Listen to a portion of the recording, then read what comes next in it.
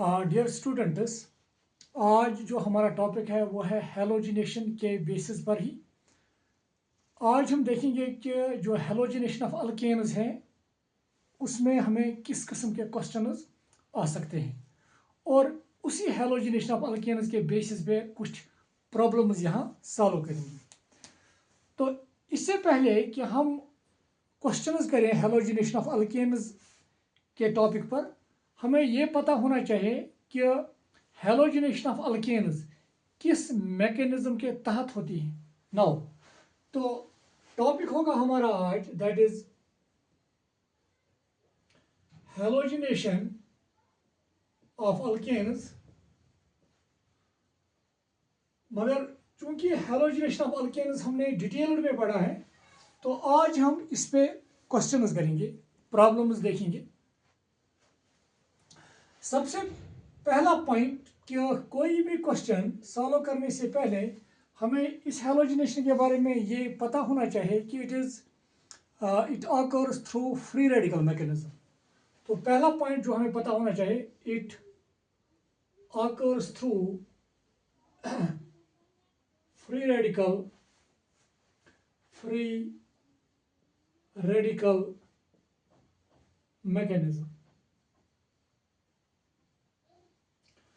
और दूसरा पॉइंट जो आपको याद होगा कि अगर आपने पिछला लेक्चर इसका देखा होगा कि सबसे ज़्यादा for a given alkane halogens में से जो सबसे ज़्यादा रिएक्टिव होता है that is fluorine, then chlorine, then bromine, और उसके बाद है आयोडीन। ये भी याद होना चाहिए हमें। तीसरा पॉइंट जो अगेन इस हेलोजिनेशन के बारे में हमें पता होना चाहिए, दैट इज़ कि जो रिएक्टिविटी है हाइड्रोजन्स की, अगर एक अल्केन में डिफरेंट टाइप ऑफ हाइड्रोजन्स होंगे, प्राइमरी, सेकेंडरी और टर्शियरी, सबसे ज़्यादा जो रिएक्टिव हाइड्रोजन्स होते हैं दे आर टर्शियरी हाइड्रोजन्स, वो ज़्यादा रिएक्टिव होते हैं than secondary hydrogens, and which are more reactive than primary hydrogens. तो ये कुछ पॉइंट्स हमें हेलोजिनेशन के बारे में पता होनी चाहिए। नाउ अब हम इस पे कुछ प्रॉब्लम्स देखेंगे। फॉर एग्जांपल, अगर हमें क्वेश्चन इस तरह से मिलेगा कि CH3 CH2 CH3, और हमें इसकी हेलोजिनेशन करनी होगी, और जो हेलोजिनेशन है, एक है ब्रोमीन के साथ इसकी रिएक्शन करनी है इन प्रेजेंस ऑफ लाइट, और दूसरी है फ्लोरीन के साथ इसकी रिएक्शन करनी है इन प्रेजेंस ऑफ लाइट। तो प्रोडक्ट्स किस तरह से होंगे वो हम यहाँ पे देखेंगे। फर्स्ट पॉइंट, जो ये ब्रोमीन है Br2, it is highly selective. Highly selective होने का क्या मतलब है यहाँ पे, कि यहाँ पे इस ब्रोमीन उसी हाइड्रोजन को यहाँ से बाहर निकालेगा जिस हाइड्रोजन के निकलने से यहाँ पे मोस्ट स्टेबल फ्री रेडिकल बनेगा। फॉर एग्जांपल, अगर हाइड्रोजन साइड में से निकलेगा, यहाँ पे जब हम ब्रोमीन के साथ इसको रिएक्ट करवा रहे हैं, तो अगर साइड में से हाइड्रोजन निकलेगा तो ये वाला फ्री रेडिकल बनेगा, और अगर बीच में से हाइड्रोजन निकलेगा तो ये वाला फ्री रेडिकल बन जाएगा। क्योंकि हमें पता है कि ये रिएक्शन फ्री रेडिकल मैकेनिज्म के जरिए ही होती है, तो इसी वजह से मैं यहाँ पे फ्री रेडिकल्स बना रहा हूँ। और अब फ्री रेडिकल दो तरीकों से यहाँ पे बनेंगे, या तो ये वाला हाइड्रोजन मतलब प्राइमरी हाइड्रोजन निकलेगा, या सेकेंडरी हाइड्रोजन। प्राइमरी हाइड्रोजन से ये फ्री रेडिकल बनेगा और सेकेंडरी हाइड्रोजन से ये वाला फ्री रेडिकल बनेगा। अब इनमें से ज्यादा स्टेबल कौन है, वही एक्चुअली फ्री रेडिकल यहाँ पे ज्यादा बनेगा। तो डेफिनेटली अगर आप देखेंगे, इस फ्री रेडिकल जो ये कार्बन है जिसके पास ये अनपेयर्ड इलेक्ट्रॉन है, इसके नेक्स्ट पे जो कार्बन है it is called alpha carbon, और इसको भी अल्फा कार्बन कहते हैं क्योंकि ये कार्बन भी इसके नेक्स्ट है, तो इसको भी अल्फा कार्बन कहते हैं। और अल्फा कार्बन पे जो हाइड्रोजन्स होते हैं उनको अल्फा हाइड्रोजन्स कहते हैं, और ये अल्फा हाइड्रोजन स्टेबलाइज करते हैं फ्री रेडिकल को थ्रू हाइपर कंजुगेशन। अगर आपको याद होगा कि यहाँ पे चूंकि यहाँ पे 6 अल्फा हाइड्रोजन अवेलेबल हैं, तो हाइपर कंजुगेशन की वजह से ये ज़्यादा स्टेबल होगा कंपेयर टू दिस, क्योंकि इस फ्री रेडिकल के एडजस्टेंट में सिर्फ ये कार्बन है, it is alpha carbon and it is beta. आपको अल्फा कार्बन पे देखने हैं कितने हाइड्रोजन हैं, 2। तो 2 हाइड्रोजन की वजह से यहाँ पे और 2 स्ट्रक्चर्स बन सकते हैं इन 2 हाइड्रोजन की वजह से, और इन 6 हाइड्रोजन की वजह से इसको और 6 स्ट्रक्चर्स बन सकते हैं। या हम ये कहेंगे this is more stable free radical and this is less stable. तो अगर ये ज़्यादा स्टेबल है तो यही फ्री रेडिकल ज़्यादा मिकदार में बनेगा, या हम यही कहेंगे Br यहाँ पर ज़्यादा अटैक करेगा बनस्बत यहाँ पे। तो जो यहाँ पे मेजर प्रोडक्ट होगा दैट वुड बी दिस, और माइनर प्रोडक्ट जो होगा वो ये होगा। तो इस बेसिस पे हम इजीली डिसाइड कर सकते हैं कि ब्रोमीन इस प्रोपेन के साथ जो मेजर प्रोडक्ट बनेगा वो कौन सा होगा। एक पॉइंट नाउ, और जब ये ब्रोमीन इसको रिएक्ट इसके साथ रिएक्ट करता है, तो ये पहले देखना कि कौन सा फ्री रेडिकल, किस फ्री रेडिकल की स्टेबिलिटी ज़्यादा होगी, उसी के साथ Br ज़्यादा मेजर प्रोडक्ट बनाएगा। इसको बोलते हैं सिलेक्टिविटी। मतलब ये पहले सिलेक्ट करेगा इन फ्री रेडिकल्स में जो स्टेबल होगा, उसी के साथ ये मेजर प्रोडक्ट बनाएगा। नाउ अब जो फ्लोरीन है, फ्लोरीन जो है it is least selective, it is highly reactive. ये इतना रिएक्टिव है कि ये देखेगा ही नहीं कि स्टेबल फ्री रेडिकल कौन बन रहा है, क्योंकि इसकी रिएक्टिविटी इतनी ज़्यादा है। इसको सबसे पहले जिस हाइड्रोजन के साथ कोलिजन होगा, ये उसी हाइड्रोजन को बाहर निकाल के वहां पर ही फ्री रेडिकल जनरेट करके प्रोडक्ट बनाएगा। फॉर एग्जांपल अब देखते हैं ये फ्लोरीन किसके साथ जुड़ जाएगा। नाउ चूंकि इस कार्बन पे 3 हाइड्रोजन है और इस कार्बन पर भी 3 हाइड्रोजन, मतलब ये भी प्राइमरी कार्बन है और ये भी प्राइमरी कार्बन है, तो यहाँ पे प्राइमरी 6 हाइड्रोजन है और ये सेकेंडरी 2 हाइड्रोजन है।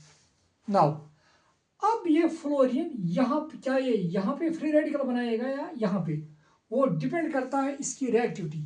क्योंकि इसकी रिएक्टिविटी बहुत ज़्यादा है, तो ये स्टेबिलिटी के बेसिस पे अपना प्रोडक्ट नहीं बनाएगा।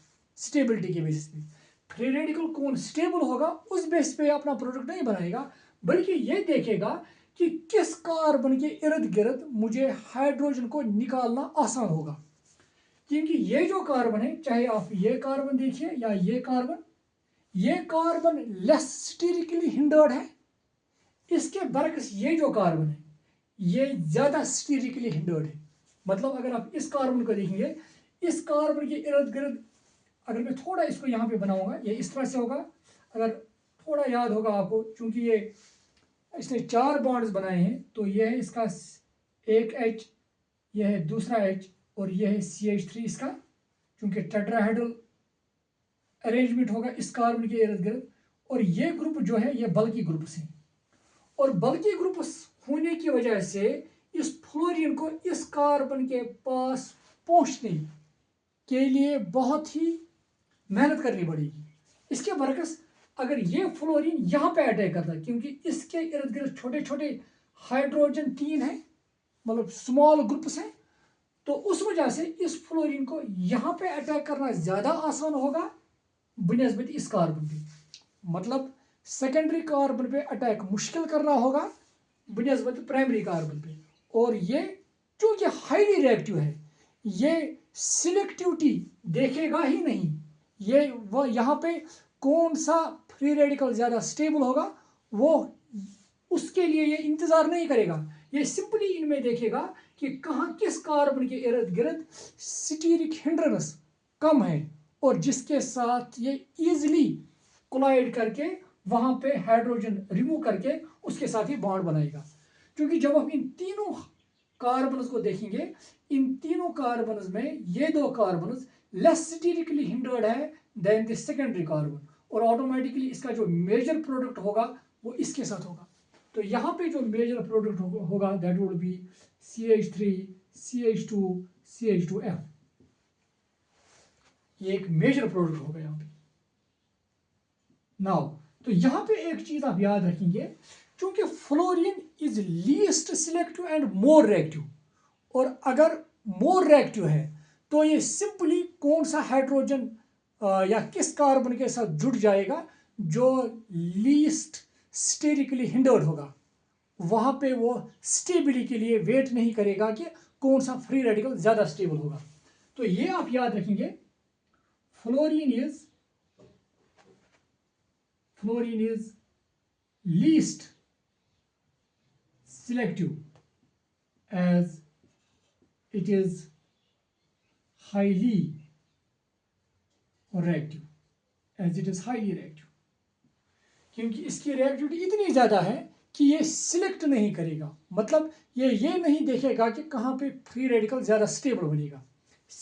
अब ये देखेगा कि किस कार्बन के इर्द गिर्द सबसे कम स्टीरिकल, या हम ये कहेंगे स्टीरिक हिंड्रेंस होगी। नाउ अब ब्रोमीन के बारे में ये देखेंगे, ये जो Br2 है, it is very much selective का ये मतलब है कि ये देखेगा कि इसमें इस जो रिएक्टेंट है, जो अल्केन है, वहां पे कौन सा हाइड्रोजन निकालने पर हमें मोस्ट स्टेबल फ्री रेडिकल बनेगा, और जहां से मोस्ट स्टेबल फ्री रेडिकल बनेगा उसी के साथ Br रिएक्ट करके मेजर प्रोडक्ट बनाएगा। तो यहां पे मैं लिखूंगा Br2 is highly selective and hence it is major product during halogenation would be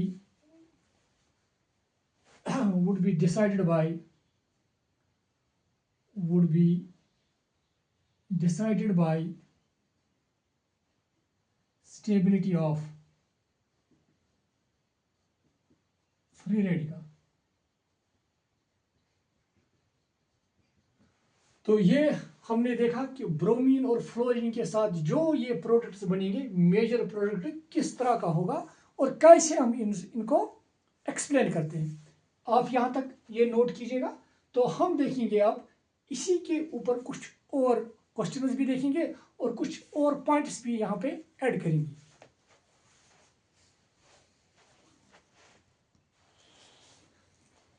now मैं इसको रब करने जा रहा हूं।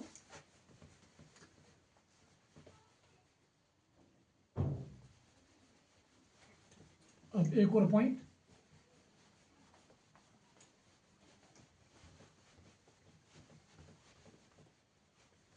तो यहां पे हमें एक और पॉइंट याद रखना होगा, जो हैलोजन जितना रिएक्टिव है वो उतना ही लेस सिलेक्टिव होगा। तो इनमें से फोर्थ पॉइंट यहां पे मैं ऐड करने जा रहा हूं। तो चूंकि फ्लोरीन ज्यादा रिएक्टिव है than chlorine, then bromine, than iodine, ये इतना ज्यादा रिएक्टिव है कि ये लीस्ट सिलेक्टिव, और ये दो इतने लेस रिएक्टिव है कि इनको हम मानते हैं मोर सिलेक्टिव मतलब ये दो आप देखेंगे कि ये प्रोडक्ट बनाएंगे always on the basis of stability of free radical, bromine भी और आयोडीन भी। नाउ अब देखिए ये जो क्लोरीन है, क्योंकि ये बीच में है, वहां पे दोनों फैक्टर्स आपको कंसिडर करने पड़ेंगे, मतलब सिलेक्टिविटी भी और मतलब ये मैं कह रहा हूं रिएक्टिविटी भी और सिलेक्टिविटी भी।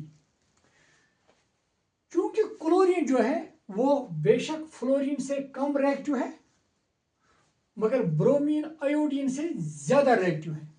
तो क्लोरीन से जो हमें प्रोडक्ट बनेगा किसी भी अल्केन से, वो प्रोडक्ट जो होगा वहां पे मेजर प्रोडक्ट या माइनर प्रोडक्ट, उसके लिए हमें दो चीजें कंसिडर करनी पड़ती हैं। इनफैक्ट जो मैंने आपको पिछले लेक्चर में भी कहा था।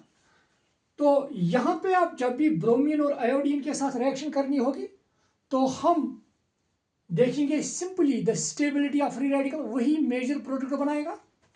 और जब फ्लोरीन के साथ हैलोजिनेशन होगी किसी भी अल्केन की तो हम वहाँ पे मेजर प्रोडक्ट बनाएंगे on the basis of least hindrance कहाँ होगी कार्बन के इर्द गिर्द। और जहाँ पे लीस्ट हिंड्रेंस होगी वहाँ से ही हमें फ्लोरीन के साथ मेजर प्रोडक्ट बनेगा। मगर नाउ जो क्लोरीन है क्योंकि ये इन दो के बीच में है तो हमें दोनों चीज़ें वहाँ पे कंसिडर करनी होगी मेजर प्रोडक्ट बताने के लिए। तो यहाँ पे आप याद रखिए for chlorine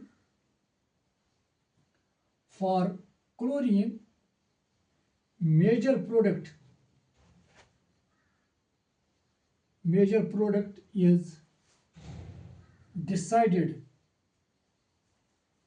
by considering its reactivity as well as selectivity। जो हम अब कुछ प्रॉब्लम्स करेंगे तो वहां पे पूरा क्लियर होगा ये। नाउ ये आप याद रखेंगे। तो मैं फिर यहाँ पे दोहरा रहा हूँ, फ्लोरीन से कौन सा मेजर प्रोडक्ट बनेगा वो आप रिएक्टिविटी के बेसिस पर ही डिसाइड करोगे। मतलब जिस कार्बन के इर्द गिर्द सबसे कम स्टीरिक हिंड्रेंस होगी वही कार्बन को ये फ्लोरीन उसी के साथ जुड़ जाएगा। मगर ब्रोमीन और आयोडीन के साथ जो भी अल्केन प्रोडक्ट बनाएगा वो ब्रोमीन या आयोडीन कौन सा प्रोडक्ट बनाएगा एज ए मेजर प्रोडक्ट वो हम डिसाइड करेंगे कहाँ पे सबसे ज़्यादा स्टेबल फ्री रेडिकल बनेगा। ये आप यहाँ पे याद रखिएगा। नाउ अब हम तीनों यहाँ पे कंसिडर करेंगे, फ्लोरीन भी, क्लोरीन भी और ब्रोमीन भी एक प्रॉब्लम में, ताकि हमें पूरा पता चल जाए कि कैसे हम डिसाइड करेंगे। आप यहाँ तक ये नोट कीजिए, मैं अब इसको रब करने जा रहा हूँ। नाउ सी, मुझे उम्मीद है कि आपने नोट किया होगा।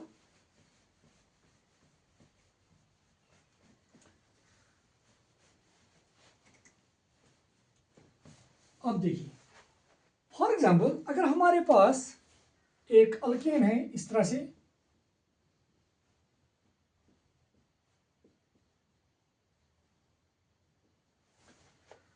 In fact it is 2-methyl propane. अगर मैं ये बताऊं ये कौन सा कार्बन है, इट इज प्राइमरी कार्बन, ये भी प्राइमरी कार्बन है। प्राइमरी कार्बन वो कार्बन होता है जो डायरेक्टली एक ही कार्बन के साथ जुड़ा होता है। तो ये प्राइमरी कार्बन है, ये भी प्राइमरी कार्बन है, इट इज प्राइमरी कार्बन। और अगर आप ये देखेंगे ये डायरेक्टली जुड़ा है 3 कार्बन के साथ, so it is tertiary carbon. Now अगर हम अब फ्लोरीन के साथ इसकी रिएक्शन कराएंगे, ब्रोमीन के साथ इसकी रिएक्शन कराएंगे और क्लोरीन के साथ इसकी रिएक्शन कराएंगे। नाउ ये जो फ्लोरीन है, फ्लोरीन सिंपली कहाँ पे ज़्यादा अटैक करेगा वो डिपेंड करेगा कि किस कार्बन के इर्द गिर्द सबसे कम स्टीरिक हिंड्रेंस है।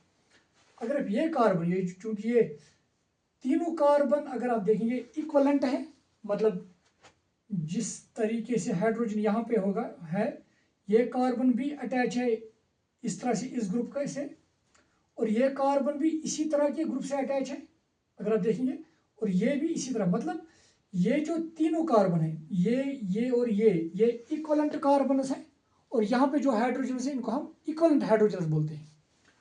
और in fact they are all primary hydrogen. मगर आप याद यहाँ पे रखिएगा, अगर प्राइमरी हाइड्रोजन होंगे, क्या हर वक्त प्राइमरी हाइड्रोजन अगर कहीं पे होंगे क्या वो ऑलवेज इक्वलेंट होते हैं? हरगिज नहीं। इक्वलेंट का मतलब है कि वहां पे आप देखेंगे उसके इर्द गिर्द जो इन्वायरमेंट है अगर एक जैसा है दो कार्बन के इर्द गिर्द, तो हम उन दो कार्बन को इक्वलेंट मानेंगे। और अगर वहां पे हाइड्रोजन होंगे तो वो भी इक्वलेंट।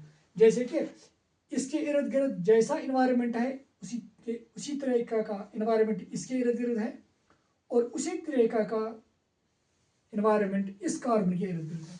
तो ये तीनों कार्बन इक्वलेंट है, ये जो हाइड्रोजन है वो भी इक्वलेंट है।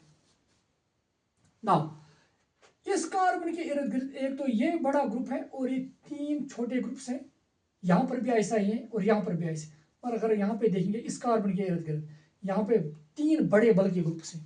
तो इस कार्बन, ये जो कार्बन है वहाँ पे स्टीरिक हिंड्रेंस सबसे ज़्यादा है।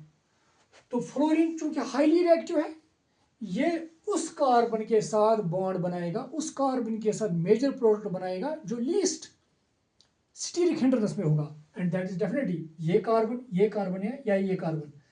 अगर हम यहाँ पे, चाहे आप यहाँ पे आप निकालो एक हाइड्रोजन, यहाँ पे हम मोनो हेलोजिनेटेड कंपाउंड की बात हम यहाँ कर रहे हैं।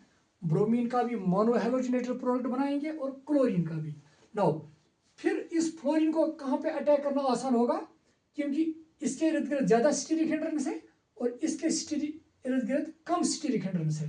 तो ऑटोमेटिकली मेजर प्रोडक्ट इस कार्बन से ही बनेगा, चाहे आप इस कार्बन से बनाओ ये और ये, क्योंकि तीनों एक जैसे हैं।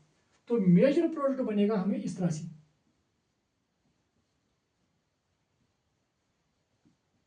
ये हमारा होगा मेजर प्रोडक्ट।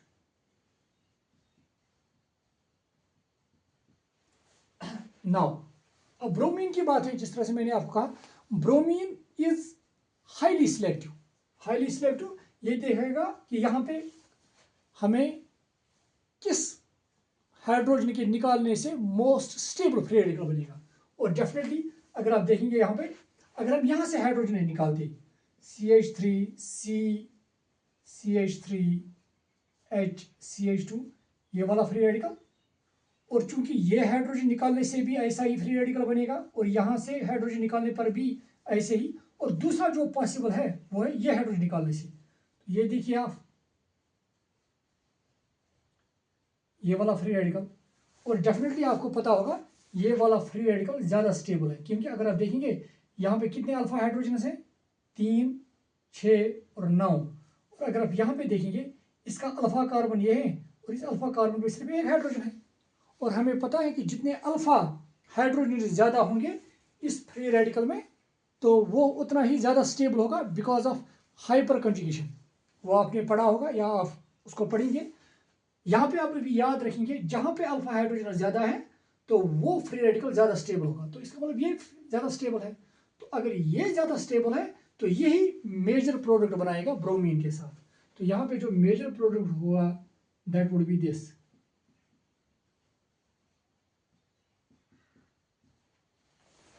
नाउ अब है क्लोरीन, और क्लोरीन के लिए हमें 2 फैक्टर्स कंसिडर करने पड़ते हैं। और क्योंकि ये रिएक्टिव भी ठीक ठाक है मगर सिलेक्टिव भी ठीक ठाक है, मतलब हम न इसकी सिलेक्टिविटी को नेगलेक्ट कर सकते हैं और न इसकी रिएक्टिविटी को नेगलेक्ट कर सकते हैं। तो इससे हमें इनफैक्ट 2 प्रोडक्ट्स मिल सकते हैं और वो भी ठीक ठाक अमाउंट में। हम ये कहेंगे कि इनकी जो परसेंटेज होगी वो कंपरेबल होगी। फॉर एग्जांपल अगर हम ये वाला हाइड्रोजन निकालेंगे तो CH3 CH CH3 CH2F sorry CH2Cl,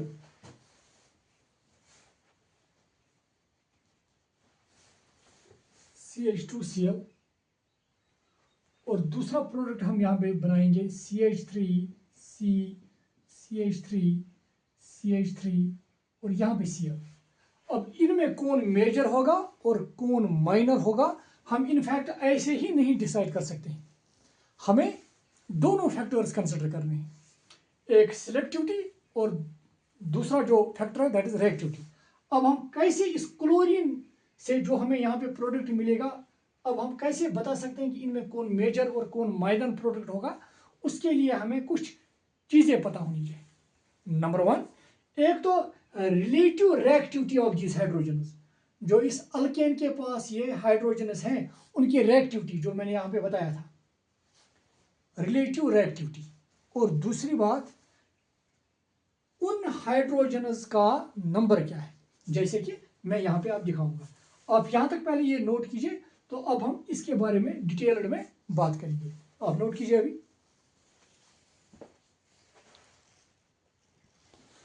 now मैं अब ये 2 रब करूंगा ताकि इसको हम ऊपर लेकर यहाँ पर ही इसकी वो कैलकुलेशन करके बताएंगे इसमें जो ये वाला प्रोडक्ट है इसकी परसेंटेज क्या होगी और ये वाले प्रोडक्ट जो ये जो दूसरा प्रोडक्ट है इसकी परसेंटेज क्या होगी।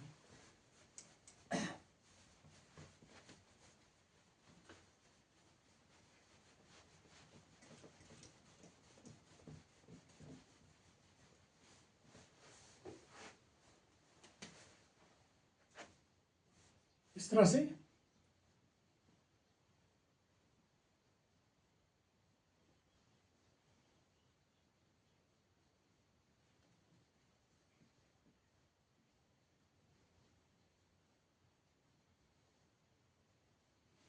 इसको ए मानेंगे और इसको बी मानेंगे। नाउ अब मैंने कहा कि क्लोरीन के साथ जब हम रिएक्शन कराते हैं तो हमें दोनों फैक्टर्स कंसिडर करने हैं, रिएक्टिविटी भी और सिलेक्टिविटी भी। तो कोई भी प्रोडक्ट जो यहाँ पे बनेगा उसके लिए हमें दो फैक्टर्स कंसिडर करने हैं। फॉर एग्जांपल अगर क्लोरीन में हम ये देखना चाहते हैं कि ए इसका रिलेटिव अमाउंट क्या होगा, तो यहाँ पे मैं लिखूंगा रिलेटिव अमाउंट ऑफ ए। ये किसके बराबर होता है? नंबर वन, एक तो होता है ये बराबर ये जो ए है, अगर आप देखेंगे ये ए, यहां पे कौन सा हाइड्रोजन हमने रिप्लेस किया है क्लोरीन से, प्राइमरी हाइड्रोजन्स, उनका नंबर हमें बताना है, नंबर ऑफ हाइड्रोजन्स मल्टीप्लाई करना है क्या, उनकी relative reactivity, relative reactivity, relative reactivity. और ये जो ऑर्डर है tertiary secondary primary, definitely tertiary hydrogen ज्यादा रिएक्टिव है देन सेकेंडरी देन प्राइमरी, मगर कितना रिएक्टिव है ज्यादा सेकेंडरी से, क्या 2 टाइम्स ज्यादा है, 3 टाइम्स ज्यादा है, वही हमें ये देगा रिलेटिव रिएक्टिविटी। तो यहां पे मैं लिखूंगा इन केस ऑफ क्लोरीन, ये जो रिलेटिव रिएक्टिविटी है किनकी, हाइड्रोजन्स की, इसमें जो टर्शियरी हाइड्रोजन है, सेकेंडरी हाइड्रोजन है और जो प्राइमरी हाइड्रोजन है, उनके दरमियान जो रिलेटिव रिएक्टिविटी है उनका रेशो इस तरह से, टर्शियरी हाइड्रोजन 5, सेकेंडरी 3:8:1। ये आपको याद रखना है क्लोरीन के लिए। क्लोरीन के लिए ये रेशो मोस्ट इंपॉर्टेंट रेशो है जो आपको याद रखना है कि ताकि आप किसी भी जो प्रोडक्ट जो होगा उसकी परसेंटेज निकालने के लिए आपको याद होना चाहिए।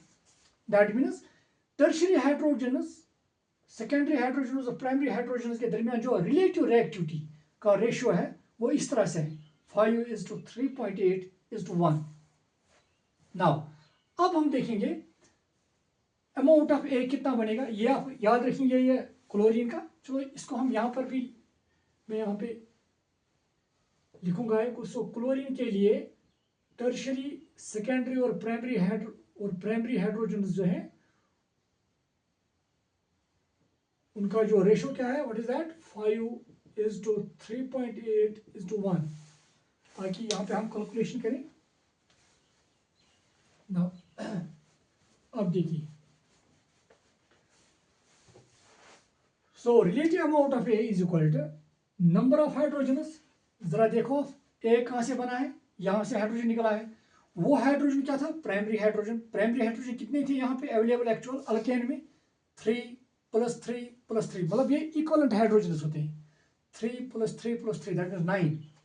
तो number of hydrogen 3, 9 into relative reactivity क्या है प्राइमरी हाइड्रोजन की, यहाँ पे देखिए 1, तो इसका मतलब हमें ये आया 1, रिलेटिव अमाउंट ऑफ ए आया 9 के बराबर, 9 × 1 means 9। Similarly relative amount B कितना आएगा, देखिए आप बी वाला प्रोडक्ट ये प्रोडक्ट है, यहाँ पे कौन सा हाइड्रोजन रिप्लेस हुआ है, सेकेंड देखिए आप टर्शियरी हाइड्रोजन। तो टर्शियरी हाइड्रोजन कितने हैं, पहले हमें यहाँ पे नंबर ऑफ हाइड्रोजन लिखने हैं, दैट मीन्स हाइड्रोजन एक ही है, इंटू टर्शरी हाइड्रोजन की रिलेटिव रिएक्टिविटी क्या है 5 इंटू 5, सो 5 इंटू 1 मीन्स 5। अब हमें रिलेटिव अमाउंट ऑफ ए भी निकला, रिलेटिव अमाउंट ऑफ बी भी निकला। टोटल अमाउंट यहाँ पे लिखेंगे, यहाँ पे मैं इसको अभी आप याद रखिएगा, ये टोटल अमाउंट यहाँ पे मैं लिखूंगा, total amount of A and B कितना आया है, ए और बी का टोटल अमाउंट 9 + 5 दैट मीन्स 14, 9 + 5, 9 ये और 5 ये। नाउ देयरफॉर परसेंटेज, अगर हम परसेंटेज निकालेंगे आप ए की परसेंटेज, देयरफॉर परसेंटेज ऑफ ए, अगर मुझे ए की परसेंटेज आप देखनी होगी, यहाँ पे ए की परसेंटेज क्या होगी, ए का रिलेटिव अगर आप देखें रिलेटिव अमाउंट कितना है 9, टोटल कितना है ये 14 इंटू 100। तो इसको अगर आप सॉल्व करेंगे, इसको सॉल्व करेंगे पहले कि हमें कितना अमाउंट आएगा यहाँ पे 9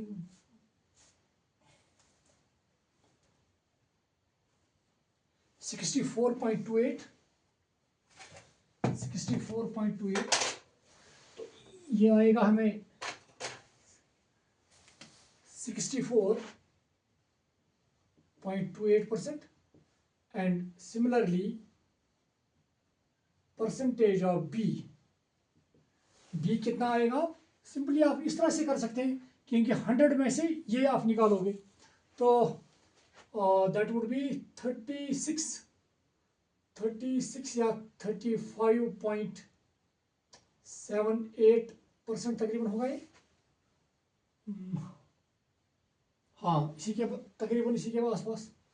तो यहाँ पे ए 64 होगा, ए 64, और अगर आप देखेंगे बी आएगा 35.78। तो यहाँ पे देखिए आप, तो लग रहा था कि चूंकि टर्शरी हाइड्रोजन ज़्यादा स्टेबल है, मतलब टर्शरी हाइड्रोजन निकलने से ज़्यादा स्टेबल फ्री रेडिकल बनेगा, तो ऑटोमेटिकली हमें लग रहा था कि यही टर्शरी हाइड्रोजन के निकलने से ही मेजर प्रोडक्ट बनना चाहिए, मतलब ये मेजर प्रोडक्ट टर्शरी हाइड्रोजन के निकलने से बनना चाहिए, मतलब ये वाला। मगर हम देख रहे हैं ए की परसेंटेज ज़्यादा है, ये मेजर प्रोडक्ट है, ये मेजर प्रोडक्ट है और ये माइनर प्रोडक्ट है। इसका मतलब कि जब भी आप क्लोरीन के साथ किसी भी अल्केन की रिएक्टिविटी कराएंगे तो आपको दोनों चीज़ें कंसिडर करनी होगी, रिएक्टिविटी भी और सिलेक्टिविटी भी। और वो कैसे आप निकालोगे, किसी भी प्रोडक्ट का जो रिलेटिव अमाउंट होगा वो आप निकालोगे कि नंबर ऑफ हाइड्रोजन्स, वो प्रोडक्ट जो आपने बनाया होगा कि किस हाइड्रोजन को निकाला है, वो हाइड्रोजन कितने हैं, उनका नंबर कितना है, और मल्टीप्लाई करना है उन हाइड्रोजन्स की रिलेटिव रिएक्टिविटी। जैसे कि क्लोरीन में वो रिलेटिव रिएक्टिविटी है, टर्शरी की है 5, सेकेंडरी की है 3.8 और प्राइमरी की है 1। अब यहाँ तक ये नोट कीजिए। तो अब कुछ और प्रॉब्लम्स हम देखेंगे इसके हेलोजन के बेसिस पर ही।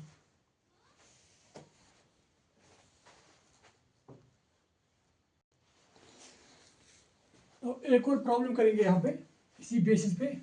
तो हम देखेंगे यहाँ पे एक और अल्केन जो है that is 2-methyl butane. In fact मैंने वो प्रॉब्लम भी आपको दी थी सॉल्व करने के लिए, जो मैंने पिछला लेक्चर बनाया था हाइड्रोकार्बन्स का हेलोजिनेशन के बेसिस पर ही।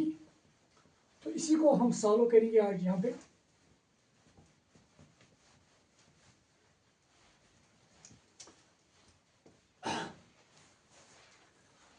हमें कहा जाता है कि हमारे पास एक रिएक्टेंट है लाइक दिस,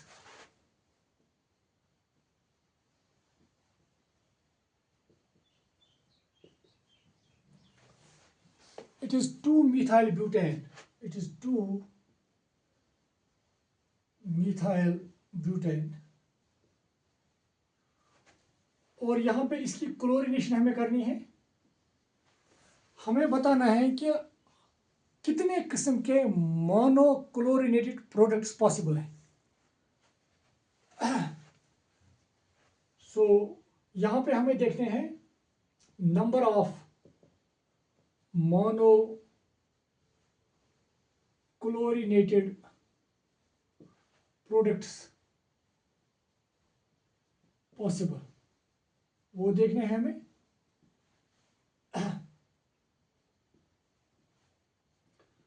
और दूसरा जो इसी के साथ क्वेश्चन है दैट इज उनकी रिलेटिव परसेंटेज,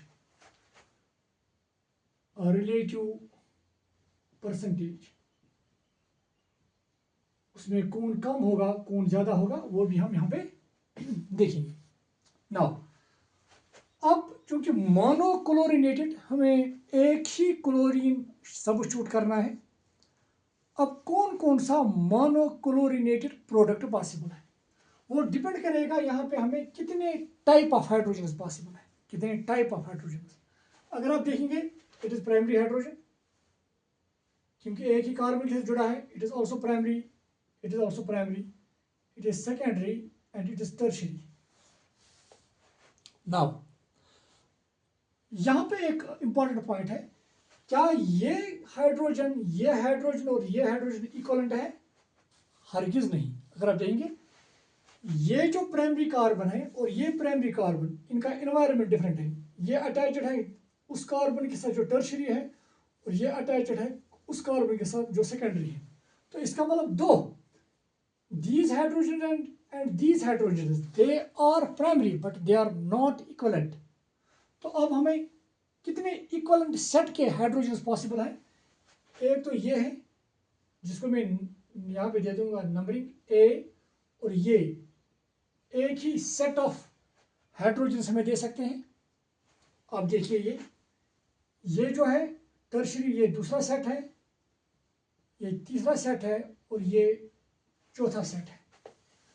तो अगर हमें इनसे मोनोक्लोरिनेटेड प्रोडक्ट बनाने हैं, जितने सेट्स ऑफ हाइड्रोजन पॉसिबल होंगे तो उतने ही type of monochlorinated products possible होंगे।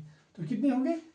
यहाँ पे हाइड्रोजन या यहाँ पे हाइड्रोजन निकालने से हमें प्रोडक्ट तो सेम मिलेगा, तो इसका मतलब ए जिसको हमने यहाँ पे नाम रखा है, वहाँ पे एक हाइड्रोजन निकालने से जो प्रोडक्ट बनेगा वो एक प्रोडक्ट होगा। बी से हम दूसरा बना सकते हैं, सी से तीसरा टाइप और डी से चौथा टाइप प्रोडक्ट, या हम ये कहेंगे फोर्थ टाइप ऑफ प्रोडक्ट हमें मिल सकता है। नाउ अब कौन कौन सा प्रोडक्ट जो पॉसिबल है यहाँ पे मैं लिखूंगा। ए से जो बनेगा देखिए आप, that would be CH3 CH CH2 Cl। यहाँ पे मैंने हाइड्रोजन को रिप्लेस किया है और यहाँ पे CH2 CH3, तो ये एक प्रोडक्ट बनेगा। दूसरा प्रोडक्ट बी, कार्बन से हाइड्रोजन अगर हम निकालेंगे तो ये बन जाएगा CH3 C CH3, यहाँ पे क्लोरीन और CH2 CH3। सी प्रोडक्ट कौन बनेगा यहाँ पे? CH3 CH, चलो यहाँ पे CH3 लिखेंगे, CH और यहाँ पे Cl, इस जगह Cl आएगा एक और यहाँ पे CH3, और D वाला जो fourth product that would be CH3 CH CH3 CH2 CH2 Cl। तो ये अब प्रोडक्ट पॉसिबल है।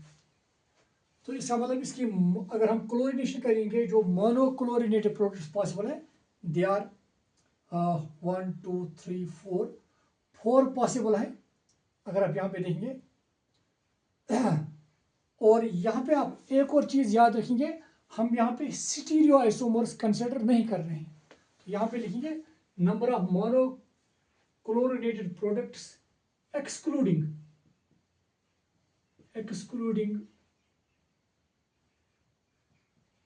Stereo isomers. हम आइसोमर्स की बात नहीं कर रहे हैं। अगर 2-3 आइसोमर्स हैं हम उनको एक ही मान के चलेंगे, तो इस हिसाब से यहाँ पे 4 बन रहे हैं। नाउ अब इसके परसेंटेज हमें देखनी है, ए की परसेंटेज। सो उसके लिए हम रिलेटिव अमाउंट निकालेंगे, इसका relative amount of A product, इसको हम ए प्रोडक्ट ही मान के चलेंगे। ये कितना होगा, number of hydrogens, number of hydrogens into relative reactivity. Now देखिए नंबर ऑफ हाइड्रोजन्स कितने हैं, क्योंकि ये 3 हाइड्रोजन और ये 3 हाइड्रोजन एक ही सेट के हैं, तो हमें यहाँ पे 6 लिखना पड़ेगा, इनटू, चूंकि ये प्राइमरी हाइड्रोजन है, तो अगर आपको याद होगा क्लोरीन के लिए जो ऑर्डर है दैट इज 5:3.8:1। टर्शरी के लिए है 5, सेकेंडरी के लिए है 3:8 और प्राइमरी के लिए है, अगर आपको याद होगा, जो रिलेटिव रिएक्टिविटी ऑफ हाइड्रोजन है, तो चूंकि प्राइमरी है तो प्राइमरी के लिए हम 1 लिखेंगे, तो इसका मतलब ये आएगा 6। इसी तरह से रिलेटिव अमाउंट ऑफ बी देखेंगे, बी मीन्स ये वाला जो यहाँ से निकला है, तो कितने टाइप ऑफ हाइड्रोजन है, 1 ही है, इनटू कौन सा हाइड्रोजन है, टर्शरी, टर्शरी के लिए क्या है relative reactivity that is 5 × 1 means 5। इसी तरह से रिलेटिव अमाउंट ऑफ सी कितना आएगा, देखिए आप, सी यहाँ पे 2 हाइड्रोजन हैं, इनटू चूंकि ये सेकेंडरी है, सेकेंडरी के लिए 3.8, so that means 2 8s are 6, 7.6। and similarly relative amount of D जो होगा, मतलब ये वाला जो यहाँ से बना है, तो ये 3 हाइड्रोजन है, इनटू ये भी प्राइमरी है तो 1, that means 3। तो ये हमने रिलेटिव अमाउंट देखा। अब देखिए आप, इनका हम टोटल, देयरफॉर टोटल अमाउंट अगर निकालेंगे तो टोटल अमाउंट वो किसके बराबर होगा, 6 + 5 + 7.6 + 3, ये कितना हो गया, 6 + 5 11 + 3 14, 14 7 21.6। नाउ अब परसेंटेज देखेंगे अलग अलग से, मुझे लग रहा है यहाँ पे मैं लिखूंगा, आप यहाँ तक ये नोट कीजिए।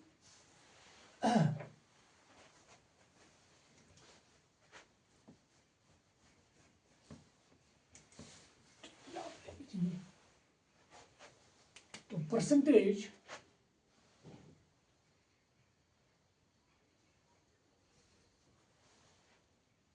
परसेंटेज ऑफ ए देखेंगे, ए कितना है यहाँ पे 6, टोटल आया है 21.6 × 100, कितना आएगा हमें, just wait,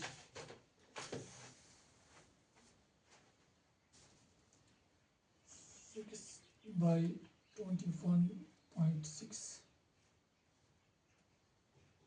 27.7 7%। Percentage of B कितना आएगा, अगर आप बी देखेंगे तो बी है ये, दैट मीन्स 5 डिवाइड बाई 21.6 × 100, इसके बराबर आएगा 5/21.6 23.1 1%। परसेंटेज ऑफ सी कितना आएगा, सी है 7.6 21.6 × 100, that is 7.6 divided by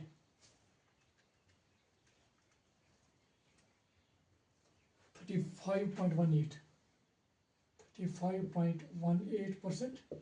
and last D, percentage of D आएगा बराबर, that is 3/21.6 into 100, that is 3 divided by 21.6, 13.88%. तो अगर आप यहाँ पे देखेंगे, it is 27, it is 23, and it is 35, and it is 13.8. So 13.1, 35.18, that is C. C हमें सबसे ज़्यादा यहाँ पे मिलेगा, that is this. अगर आपको पता होगा, मैंने आपको कहा था कि this is the major product here. और जहाँ यहाँ पे सबसे कम हमें मिलता है, that is D. That means this. ये major product होगा, और ये कब सबसे कम जो कम परसेंटेज में हमें मिलेगा, that would be the product D. तो इस तरह से हम क्लोरीन के लिए इस तरह से निकाल सकते हैं. एक और पॉइंट यहाँ पे मैं कहना चाहूँगा, क्या इनफैक्ट जो ब्रोमीन और आयोडीन है वो इतने कम रिएक्टिव हैं कि उनका जो मेजर प्रोडक्ट वो हम सिंपली डिसाइड कर सकते हैं on the basis of stability of free radical. जहाँ से भी ज़्यादा स्टेबल फ्री रेडिकल बनेगा हाइड्रोजन निकालने से, उसी जगह पे ब्रोमीन अटैक करके वहाँ पे मेजर प्रोडक्ट बनाएगा. तो मुझे उम्मीद है कि आपने ये नोट किया होगा. अब कुछ क्वेश्चंस हम इसी बेसिस पे और देखने जा रहे हैं. यहाँ पे आप नोट कीजिए. अभी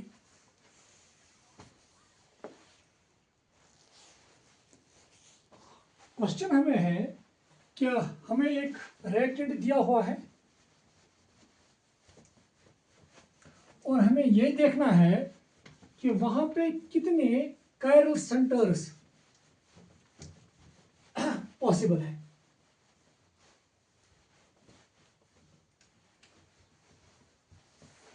तो क्वेश्चन इस तरह से है, जस्ट वेट. ये क्वेश्चन है,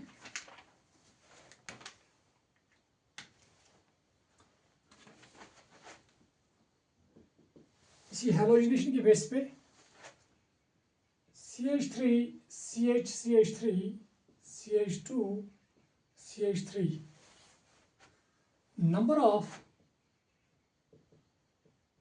chiral centers generated during monochlorination of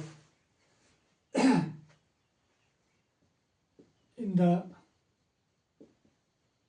above reaction. ये रिएक्शन दी हुई है और हमें मोनोक्लोरिनेशन करने पर यहाँ पे देखना है कि हमें कितने कायरल सेंटर्स मिल सकते हैं. तो ऑप्शन है इसका A1, B2, C है यहाँ पे 3 और D है यहाँ पे 4. आप इसको ट्राई भी कर सकते हैं.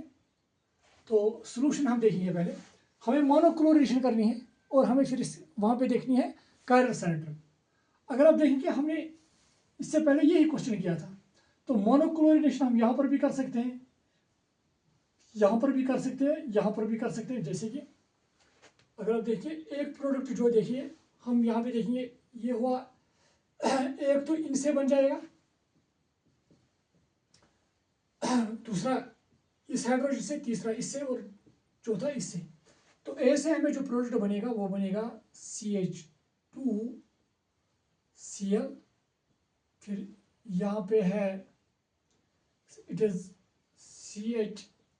CH3 and it is CH2CH3.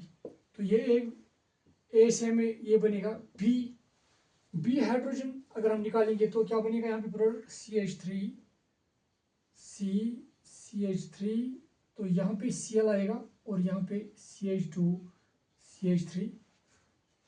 तो C जो प्रोडक्ट एक बन सकता है इस हाइड्रोजन को निकालने पर, that is CH3 CH3 CHCl CH3। और D जो प्रोडक्ट हमें यहाँ पे मोनोक्लोरिनेटेड प्रोडक्ट जो बनेगा वो ये होगा,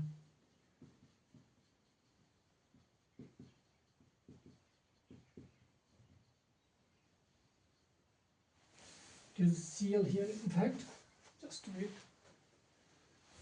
it is Cl।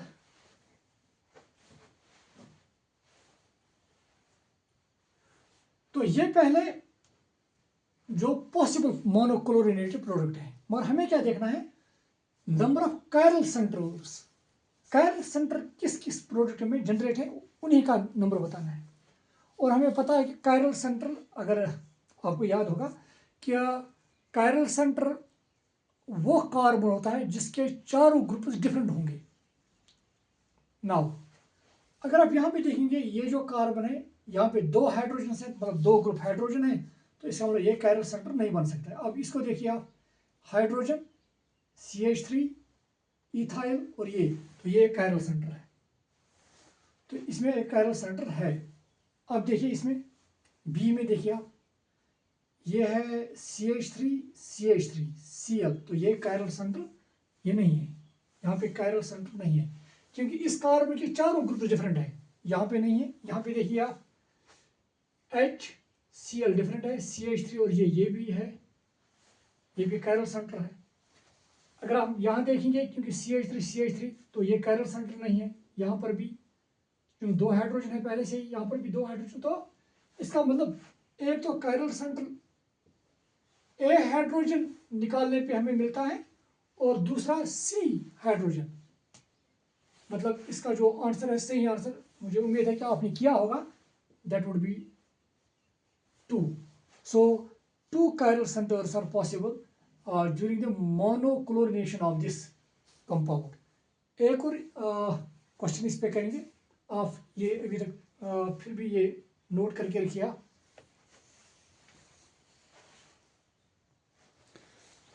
एक और क्वेश्चन है,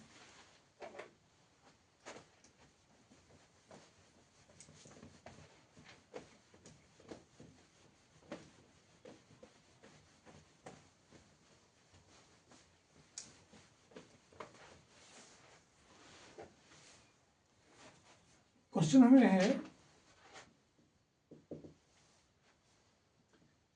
N-ब्यूटेन और इसकी क्लोरीनेशन की गई है, तो हमें बताया गया है give total number of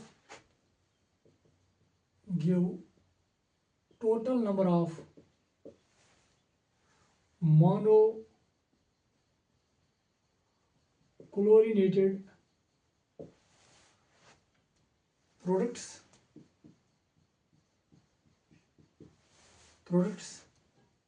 including stereoisomers।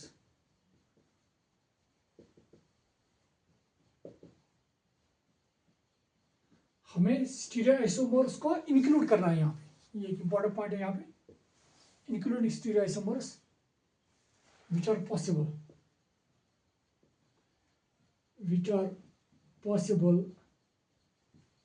in the reaction। देखिए आप, पहले आपको एन ब्यूटेन पता होना चाहिए कि एन ब्यूटेन की स्ट्रक्चर क्या है, वो ये CH3 CH2 CH2 और CH3। अगर मैं बताऊं कितने टाइप ऑफ हाइड्रोजन पॉसिबल है यहाँ पे, तो ये है प्राइमरी, ये भी प्राइमरी है, ये भी सेकेंडरी, और ये भी इक्वलेंट हाइड्रोजन है और ये भी इक्वलेंट है, तो दो किस्म के प्रोडक्ट्स पॉसिबल है यहाँ पे। तो अगर प्राइमरी हाइड्रोजन में निकालूंगा तो यहाँ पे तो प्रोडक्ट ये बन जाएगा, और अगर सेकेंडरी हाइड्रोजन, क्योंकि सेकेंडरी ये इक्वलेंट है, तो आपको मोनोक्लोरिनेटेड बनाना है, चाहे आप यहाँ से बनाइए वो या यहाँ से, दोनों टाइम पे वो एक ही किस्म का होगा। तो ये होगा दूसरा CH3 CH2 CHCl CH3। अब देखिए चूंकि इसके और स्टीरियोआइसोमर्स नहीं हो सकते क्योंकि यहाँ पे कायरल कार्बन कोई नहीं है। तो यहाँ पे अगर आप देखेंगे यहाँ पे एक कायरल कार्बन है, ये कार्बन यहाँ से CH3 के साथ अटैच है, CH3 CH2 के साथ, फिर HCl। मतलब जब भी किसी मॉलिक्यूल में एक ही कायरल कार्बन होता है, याद रखना है एक ही, अगर एक से ज़्यादा तो वो कंपाउंड ऑप्टिकली एक्टिव भी हो सकता है, नहीं भी। मगर अगर एक ही कायरल कार्बन होगा, एक ही कायरल कार्बन, तो वो कंपाउंड ऑलवेज ऑप्टिकली एक्टिव है। तो चूंकि इसमें एक कायरल कार्बन है, so it is optically active. तो अगर ये ऑप्टिकली एक्टिव है तो इसकी एक मिरर इमेज भी होगी, मिरर इमेज। तो इसका मतलब एक तो ये दो आइसोमर्स होंगे, मतलब दो कंपाउंड्स होंगे, और ये, तो इसका मतलब इसका जो आंसर होगा, सही आंसर, इसने ऑप्शन दिए थे A2B3C4 और D5। तो चूंकि ये दो हैं और ये एक, तो इसका मतलब 3 इसका आंसर है, ये आप याद रखेंगे आप। सो this was about the various problems जो हमें हेलोजिनेशन के बेसिस पे पूछी जा सकती है। मुझे उम्मीद है कि आपने अच्छे से ये अब देखा होगा कि कैसे हम मेजर प्रोडक्ट की परसेंटेज कैलकुलेट कर सकते हैं, specially in case of chlorine. और जो फ्लोरीन है वहाँ पे हम जो लीस्ट स्टीरिक हिंड्रेंस है उसी के बेसिस पे मेजर प्रोडक्ट बताते हैं। और ब्रोमीन और आयोडीन के जब ब्रोमीन और आयोडीन होगा तो मेजर प्रोडक्ट हम डिसाइड करते हैं on the basis of stability of free radical. तो ये थे कुछ क्वेश्चंस, मुझे उम्मीद है कि आप ये समझ गए होंगे। So this was all about this lecture. Thank you dear students.